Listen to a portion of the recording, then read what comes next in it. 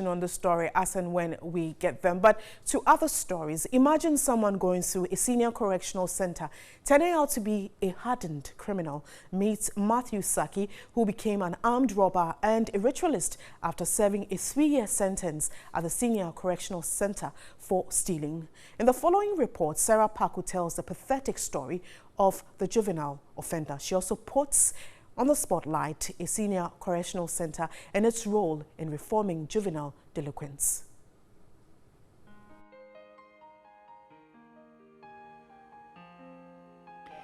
29-year-old Matthew Saki was 18 when he was first arrested for stealing and sentenced to a 3-year jail term at the Senior Correctional Center.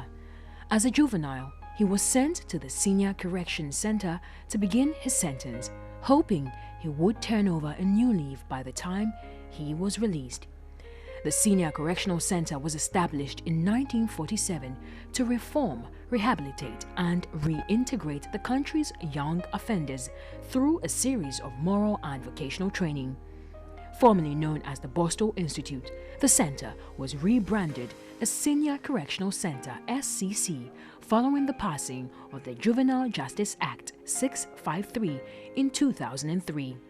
It is expected that at the end of an inmate's sentence, the inmate would have sufficiently reformed and would not get involved in any foul acts. However, that is not the case with most of the inmates.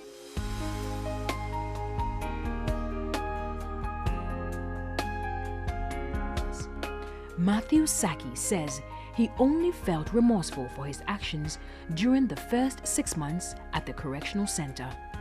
After his long interaction with inmates during his 3-year sentence, he became more hardened in the ways of crime and was ready for a life of crime on the streets in the world outside. Matthew says the social workers attending to inmates lacked the requisite reformation training tailored to handle juvenile offenders. The prisons, treatment omene prisoners ne famu omede onkolano so no itimi fa sa anyama ne mu. The same wardens at the prisons attend to the children. Government should ensure they undergo some form of training. After his release from the correctional center, Matthew rejoined forces with friends he left behind at the center as his family shunned him and did not want to associate with him, obviously because of the stigma. He eventually resorted to illegal activities like armed robbery, rituals, as well as internet fraud.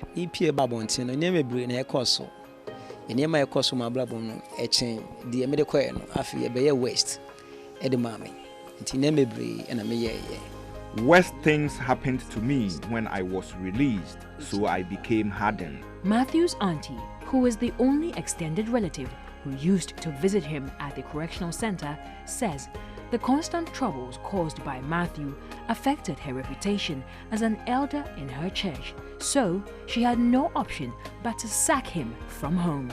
Prison one or kaden boom. And what was the prison one wasn't there? I buy a boy near to Tim Unqualano. Government must intervene in the training programs of the juveniles. I was so disappointed with what he had become after being released. She has, however, resolved to accept him now that she believes Matthew is a changed person. The Deputy Director of Prisons in charge of the Senior Correctional Center is of the view that it's only a small percentage of the juvenile offenders who return as hardened criminals. We can't have 100% correct, but I'll say most of them have been, in fact, they have really impressed us. Some of them, they come here to testify that this place is not a place where you come down, you are finished. You get some 2 or 3 of them who really will not do well. They will still go, and I would say people who contribute to this as a society, they sack them instead of receiving them.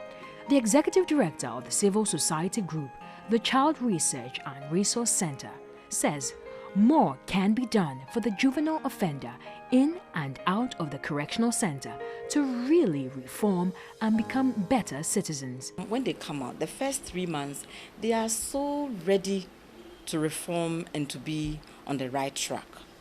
but they get this shock. I call it a shock, because the transition from incarceration into society hasn't been that smooth, because there's no stopgap. Straight from incarceration, straight from correctional center, they are just made to come and face the society that they left behind. And most of them come back to meet the very conditions and circumstances that made them offend. So that shock and that disappointment quickly make them go back to offending again. Matthew is now a reverend minister. When I say about Jesus Christ of Nazareth, amen.